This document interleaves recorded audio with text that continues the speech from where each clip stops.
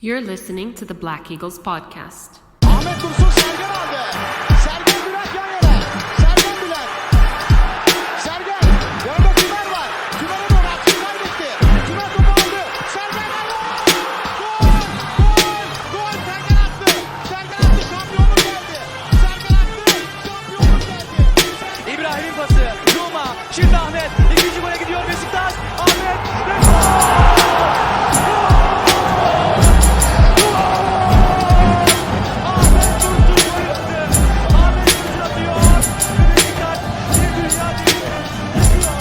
Welcome back, everybody! Episode 179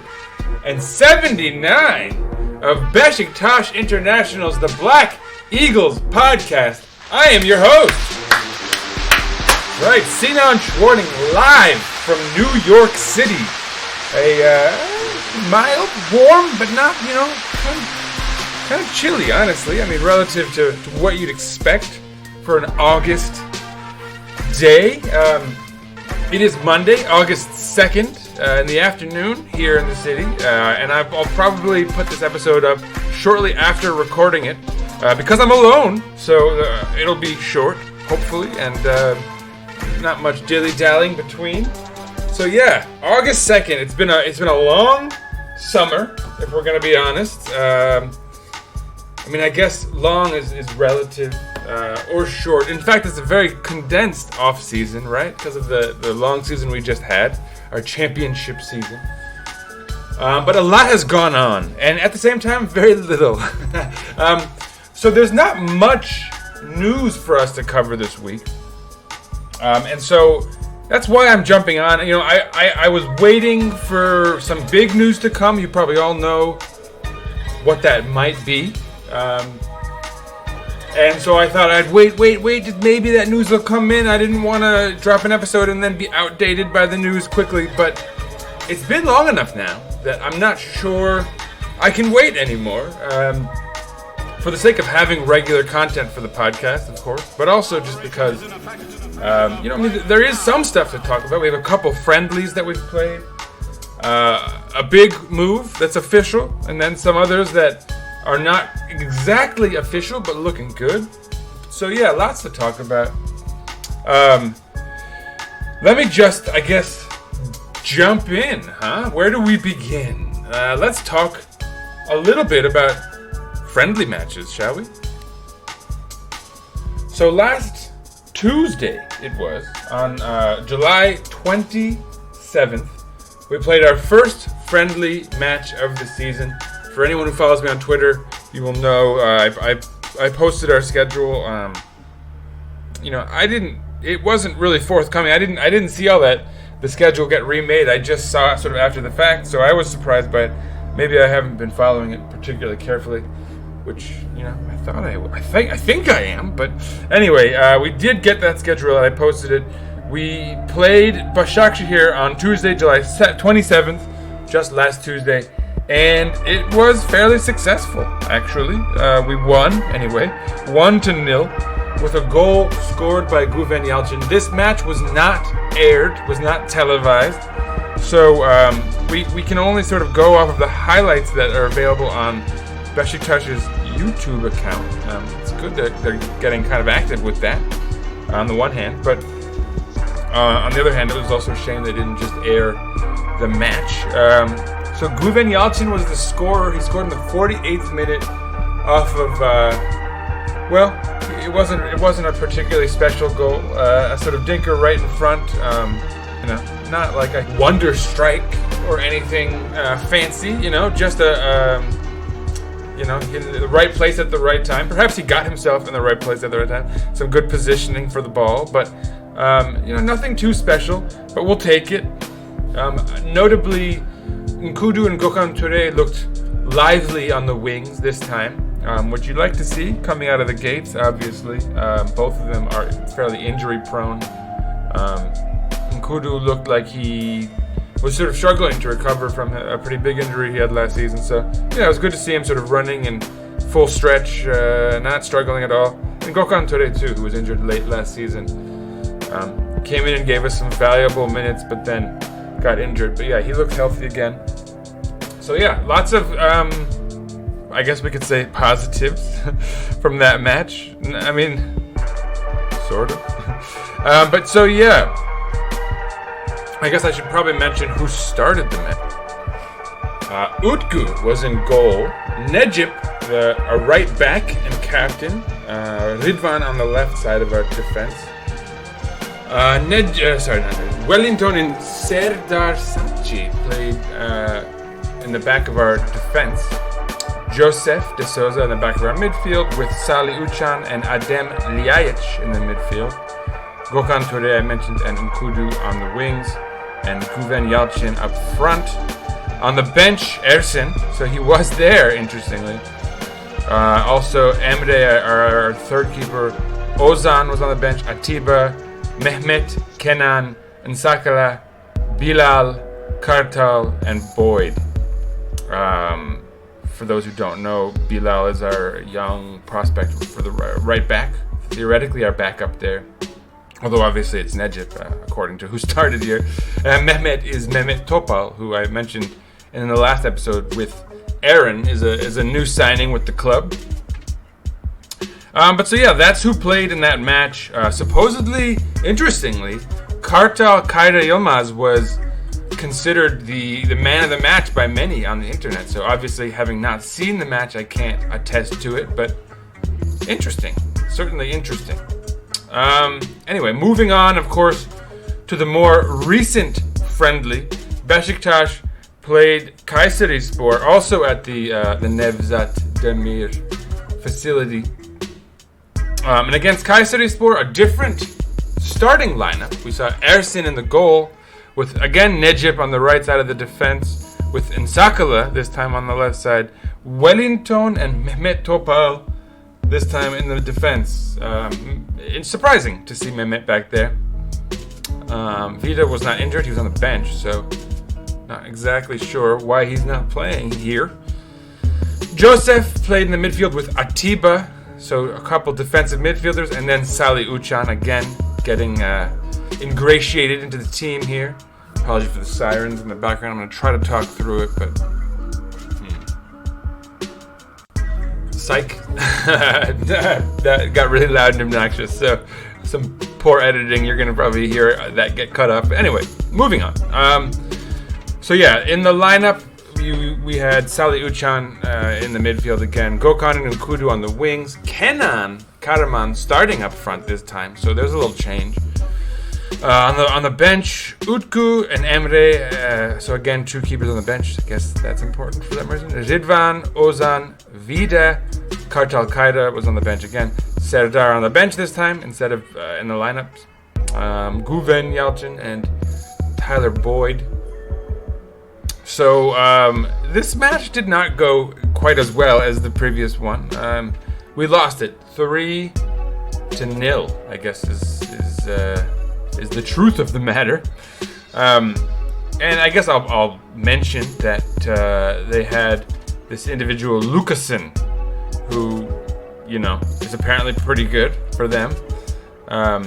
He scored twice. Kevin Lucassen, he's a Dutch forward. Apparently his brother also plays in the league, so the name might be familiar to some. Also for Kayseri was Manuel Fernandez, so they had some names some might recall. But yeah, they beat us 3-0. In addition to the two Lucassen goals, Sazdai, was it Gökhan or something? Some kid for them scored as well.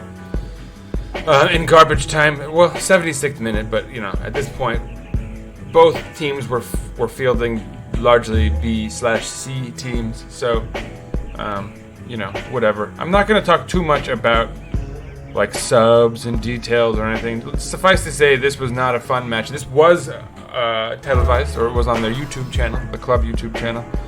So it's good to see them utilizing their YouTube channel for stuff like this.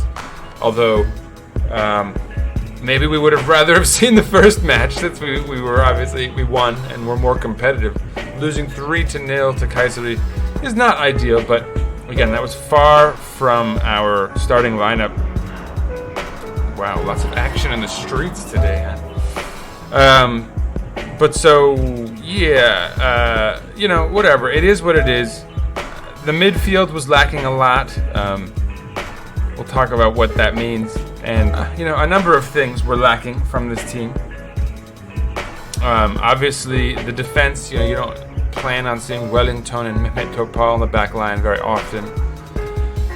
Joseph Atiba and Sali is not a midfield trio we hope to see a ton of this season, especially with, I guess we'll talk about Alex Teixeira, for example, right? He should be in that lineup, you'd imagine.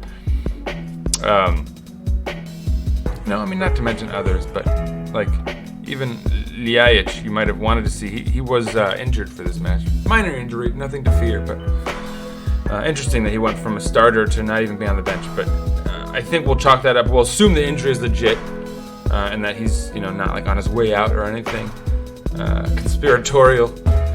But so Beşiktaş lost that match 3-0. I will personally note that Mehmet Topal looked really poor. It is what it is. Friendly match. He's playing on the back line. It was not something we probably plan on seeing a ton of, I would imagine. With that said, I was actually relatively impressed with Serdar, the young Serdar Saci, the young prospect of ours on the back line. Previously, I think even gone on the record as saying I didn't think he had it. I didn't think he had the ability or the talent to really make it with it from small appearances we've seen here and there. But in this match he looked all right, I'll be honest. And if it's true that Kartal Kayra Yilmaz was really exceptional in the first match, it's all good stuff, right? There's some positives to take from those first two matches, despite obviously the major information here being, I think, that that we're missing pieces still, and still kind of just readjusting to playing again. It was a sort of short but long off season, so many distractions and so much news, and for a while struggles putting a team together. So whatever. Finally, I will note that our final match of the preseason will be against Adana Demirspor of Mario Balotelli. And that's a side that we will be playing on Friday, this coming Friday. Find the date here for you guys. Friday, August 6th. So on August 6th, we're playing Adana Demirspor on the road, supposedly. I know that the game's going to be televised, actually televised, not even just on a YouTube channel, on A-Sport. They have a live feed that you can watch internationally, so hopefully it won't be bombarded by traffic, and we'll get to see something better than the last one against Kayseri. Hopefully more of a complete team, and we'll talk about what that would entail in a moment. I should also note that our regular season schedule has been decided. That's since our last episode, and so our first match of the season will be against Rizespor at home. So that's fun, I think. I guess I'll mention our last match of the season will be against Konyaspor, also at home, on May 22nd, 2022. We'll be hosting Fener 3 matches before the final match day on May 8th, so that's interesting. At least we're at home. But that, obviously would appear to be a very big game. We're playing Galatasaray on the road on March 13th, so of course we're playing them on the road in the second half of the season. Nothing new there. The next week after, 2 weeks after being on the road against Galatasaray, we're on the road against Trabzon on April 3rd. So, and in between those 2 matches is Hatay. So if they're still good, that could be a treacherous stretch. Other games of note, we're away against Fener right before the break, December 19th. Not like right before the break. I think there's a couple matches after that still, but still. We're hosting Trabzon on November 7th, and that's 2 weeks after we host. So again, we're actually, I'll tell you, a 4-game stretch. So October 17th, we're on the road against Başakşehir. October 24th, we're at home against Galatasaray. October 31st, we're on the road against Hatay. And then November 7th, we're at home against Trabzon. So that same stretch of games I mentioned earlier on the back half of the schedule, we'll see in the first half of the schedule as well. Could be tough. Could be tough. But so yeah, that's really our first kind of rough stretch of the season. We have sort of smaller clubs. I mean, in the Super League these days, there's no such thing as a small club anymore. Anything can happen, right? The quality of the league has risen, while the quality of the bigger sides like ourselves has dropped in recent years. So what that equals is drama on any given day, right? But so with that said, our first real big match of the season, our first derby anyway, is October 24th against Galatasaray. That meant the match I already mentioned. So we have quite a few matches before then, and hopefully the chance to get hot. So again, let me talk about the real news, what we're all here for, I suppose, or not, I don't know, if anyone's here. Not a big news day. But so yeah, obviously the biggest news is that Valentin Rosier is official, like signed, in training. He trained today for the first time, so he's legit with us. There's no question. In addition to Valentin Rosier, let's see, last episode we talked a lot about Diego Godin. That's theoretically, supposedly still in the works. Nothing new in that regard. I will mention that he was not in Cagliari's latest friendly match. So that's a signal, perhaps, that he's on his way somewhere. We shall see. He wasn't even in training, actually, today. So that could be actually real soon, if it's to Besiktas, you know. That's happening, I guess. Given Wellington had a minor injury in our friendly, so that could be useful early somehow. Let's see. Back line. That's it. There are no other rumors about defenders to date. In the midfield, the only real rumor we're hearing about at this point is, of course, Alex Teixeira, who we're all excited about. This sounds like it's official because he and Joseph are commenting about it now publicly on Instagram. Serjan Dikme, Murat Üzen, and they've all declared it official. NTV, A-Sport, you know, all the usual suspects. So this sounds like it's good to go. They're saying he's going to arrive in Istanbul on Friday. Apparently, regulations are that anyone coming from Brazil to Turkey has to spend 7 days in quarantine because of COVID regulations. So he won't join training immediately. He probably will not feature in, of course, our match on Friday, considering he's supposed to arrive on Friday. Maybe he'll be able to watch the game. I guess no. If he's in quarantine, he won't be able to watch the match from the stadium. Yikes. What's you? Alex Teixeira is official, and that's huge. He alone, you know, if there was a debate last season regarding Ghezzal being the best player in the Super League, it wasn't a debate about him actually being the best player on the pitch. It's perhaps that on paper there's a better player here or there, you know, Özil or whatever. Now, with Alex Teixeira joining us, if in fact that's the truth, seems like it is, again, we have both the best player performance-wise, assuming Ghezzal signs, and I'll get to that in a moment, and also the best player on paper. So, you know, that's fun. Best player on paper, best player on the pitch, and who knows, maybe Alex will be not just the best player on paper, but the best player on the pitch as well. So that's exciting. It's really exciting.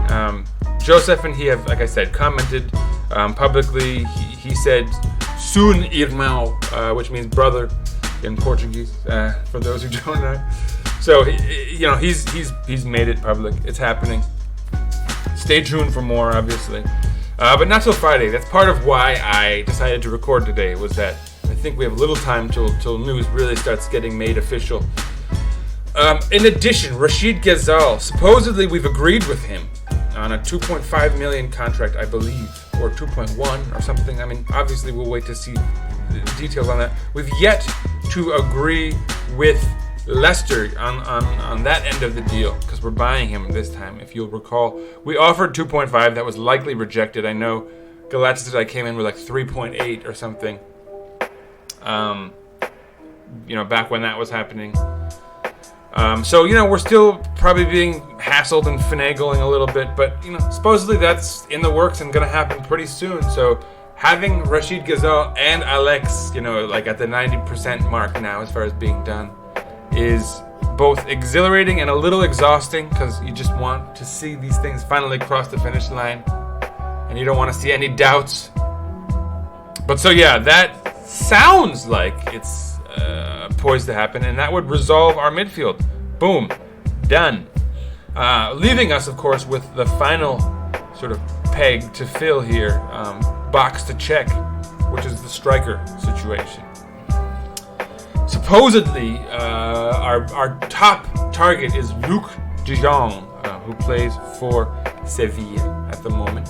He personally wants to return to the Dutch Eredivisie, but his salary is 2.5 million, and supposedly nobody in the Netherlands is willing to pay that for his services.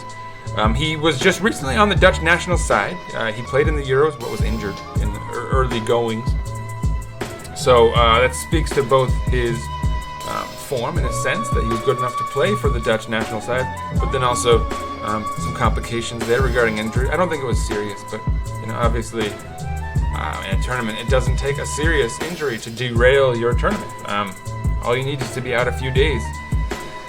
And for them, that was enough. Obviously, they didn't go far in the tournament. But so yeah, he wants 2.5 million. Obviously, that's kind of in our pay range. I think we're paying about that to Alex Teixeira, supposedly, with bonuses and whatnot. So 2.5 million for De Jong doesn't sound crazy. There's the sirens again.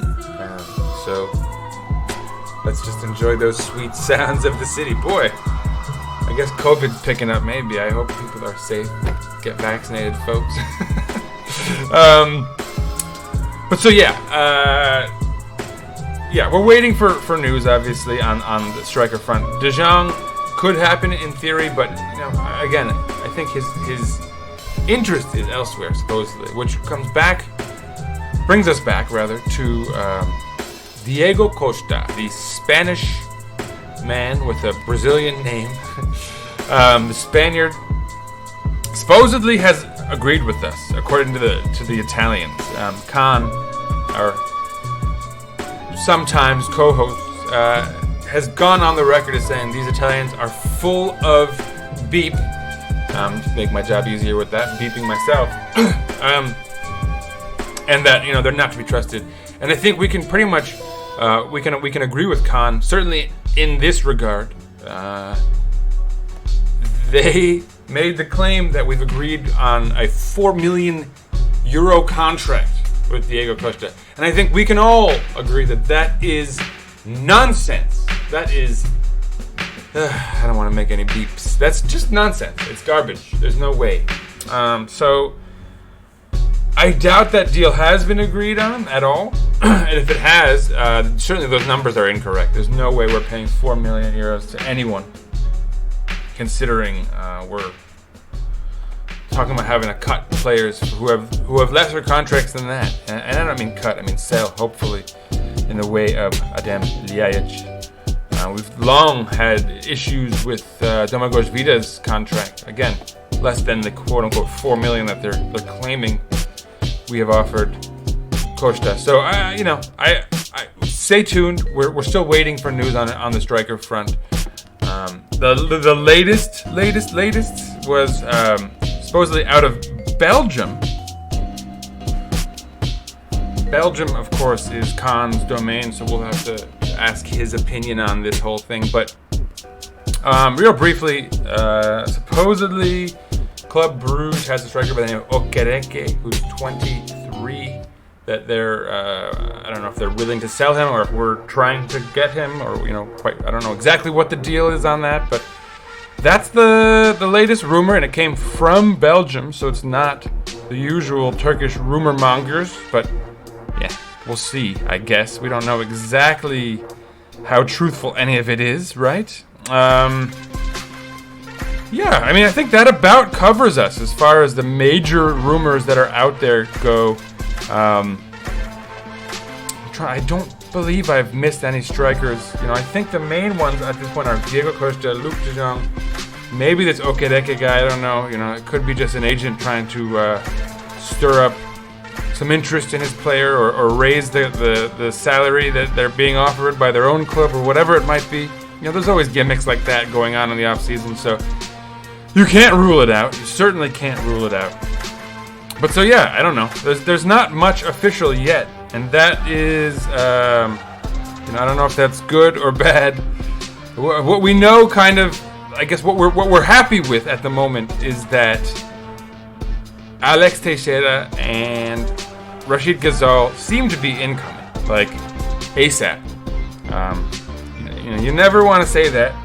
You never want to get ahead of yourself. You always want to make sure that before you count your chickens before they hatch. You see the guy with, you know, the Japanese anime kind of tentacles stuck all over his body, and in getting his medical test. You want to see a picture of him signing a contract at the little table and all that. So, you know, until you get that, you never going to confirm anything as certain. But God, another siren. What is going on today? But yeah, whatever. That's the news. That's what we've got here. I'm not going to go too far into detail with anything else. I don't really think I need to. I think the shorter I can keep this one, the better. Needless to say, it's an exciting time for us all. Yeah, and I don't know who the striker is going to be, and it's going to be important for all of us. But regardless, stay tuned. Great things on the horizon. The season is incoming now. Our last friendly match is coming Friday. Transfers galore, right? We're running out of time, so that's bound to be... something's going to be official soon. So yeah, like as always, stay tuned. We'll be back soon with more, and as always, let's go Beşiktaş! Peace out, everyone. Baba girdi. Baba çok babasın. Çok harikasın. Çok güzelsin. Harika. Baba! 2-0.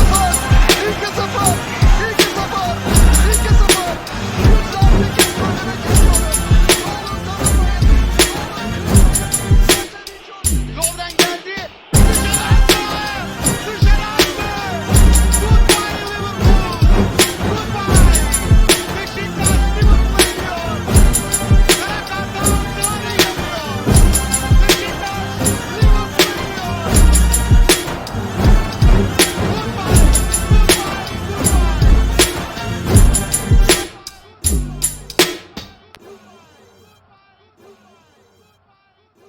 Beşiktaş International hopes you enjoyed this program.